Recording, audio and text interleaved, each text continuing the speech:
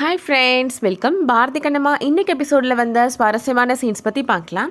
பாரதி கோபமாக வீட்டுக்குள்ளே வராரு.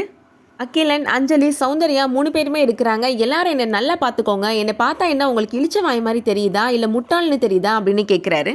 சௌந்தர்யா சொல்கிறாங்க, பர்த்டே ஃபங்க்ஷனில் நடந்ததுக்கு நீ தான் நேற்று எங்கள் எல்லாரையும் கண்ணா பின்னான்னு திட்டிட்டியே, அப்புறம் என்ன வந்துச்சு உனக்கு அப்படின்னு கேட்குறாங்க. இன்னைக்கு ஹேமாவை கூப்பிட்டு ஸ்கூலுக்கு தானே போனேன், நேராக ஹாஸ்பிட்டல் போகிறத விட்டுட்டு மறுபடியும் இங்கே வந்து எதுக்கிட்ட கத்திட்டு இருக்கிற அப்படின்னு கேட்குறாங்க. கண்ணம்மா மூலியமாக சில விஷயங்களை சொன்னீங்கல்ல, இப்போ மறுபடியும் லக்ஷ்மி மூலியமாக சில விஷயங்களை சொல்ல பார்க்குறீங்களா அப்படின்னு கேட்குறாரு. இன்னும் என்னெல்லாம் ட்ராமா பண்ண போகிறீங்க அப்படின்னு கேட்குறாரு பாரதி.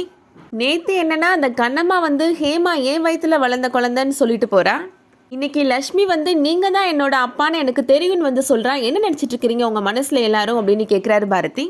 இத்தனை நாளாக லக்ஷ்மியை என் கூட பழக விட்டீங்க, இத்தனை நாள் அவள் அமைதியாக இருந்தா, இப்போ போய் லக்ஷ்மிகிட்ட உனக்கு தெரிஞ்ச உண்மையை போய் சொல்லு, நீங்கள் தான் என்னோட அப்பான்னு சொல்லு, நீங்கள் தான் அனுப்பி வச்சுருக்கிறீங்க அப்படின்னு கேட்குறாரு பாரதி.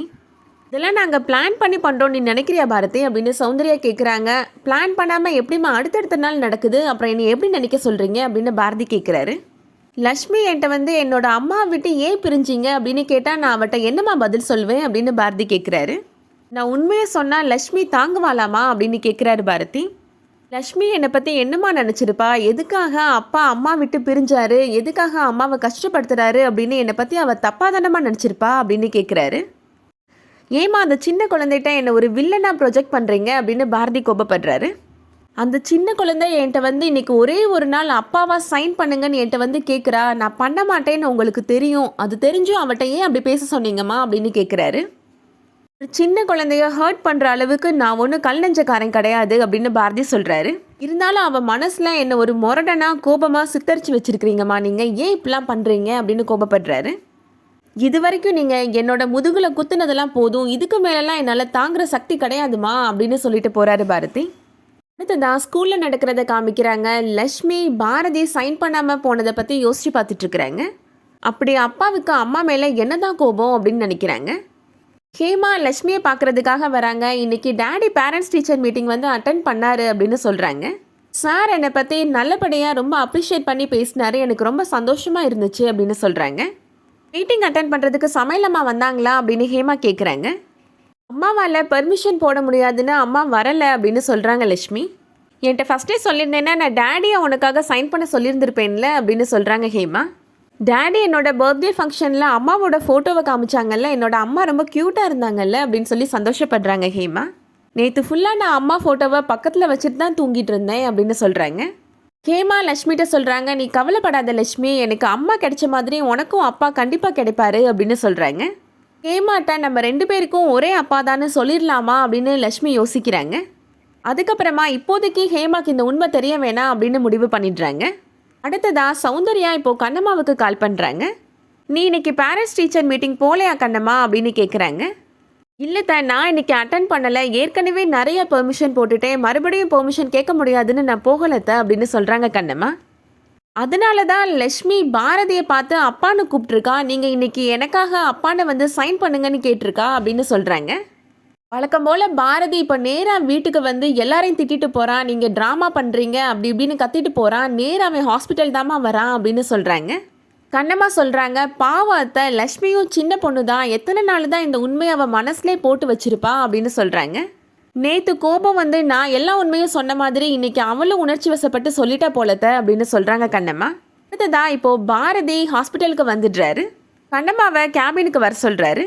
கண்ணம்மாவை பார்த்த உடனே பாரதி கேட்குறாரு, உன்னோட பிளான் என்ன, இன்னும் உன் மனசில் என்னெல்லாம் நினச்சிட்ருக்குற சொல்லு என்கிட்ட அப்படின்னு கேட்குறாரு. நீங்கள் எதை பற்றி கேட்குறீங்கன்னு எனக்கு புரியல டாக்டர் சார் அப்படின்னு கண்ணம்மா சொல்கிறாங்க.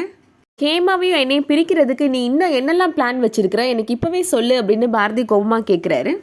பர்த்டே ஃபங்க்ஷனில் பெரிய ட்ராமா போட்டு ஹேமா நான் பெற்ற பொண்ணு, என் வயிற்றில் வளர்ந்த பொண்ணுன்னு எல்லாரையும் நம்ப வச்சு ஏமாத்திட்ட அப்படின்னு சொல்கிறாரு.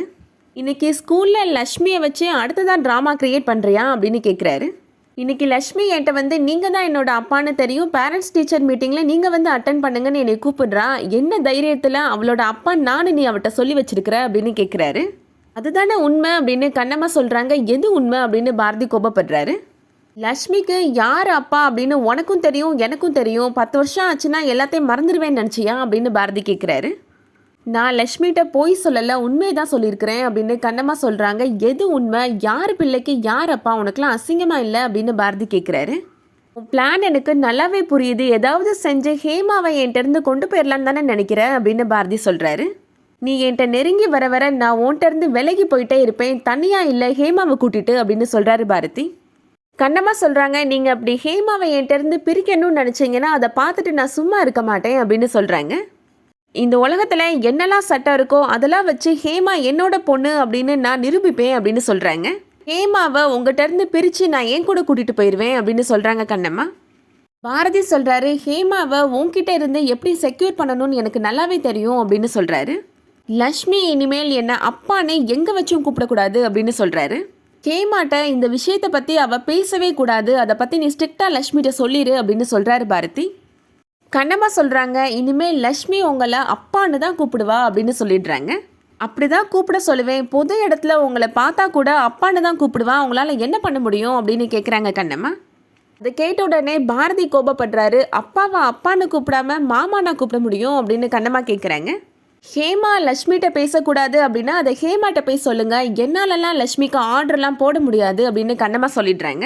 ஹாஸ்பிட்டலுக்கு வந்தோமா உங்கள் டாக்டர் வேலையை பார்த்தோமான்னு மட்டும் இருங்க அப்படின்னு சொல்லிட்டு போகிறாங்க கண்ணம்மா. வழக்கமாக இல்லாமல் கண்ணம்மா ரொம்ப திமிரா நக்கலாக பேசிட்டு போகிறாளே அப்படின்னு நினைக்கிறாரு பாரதி. அடுத்து நான் என்ன பண்ணுறது, இவளுக்கு பயந்து அமைதியாக இருக்கிறதா இல்லை இவள்கிட்ட இருந்து ஹேமாவை செக்யூர் பண்ணுறதா, என்ன பண்ணுறதுன்னு தெரியலையே, எனக்கு மட்டும் ஏன் இப்படிலாம் நடக்குது அப்படின்னு யோசிக்கிறாரு.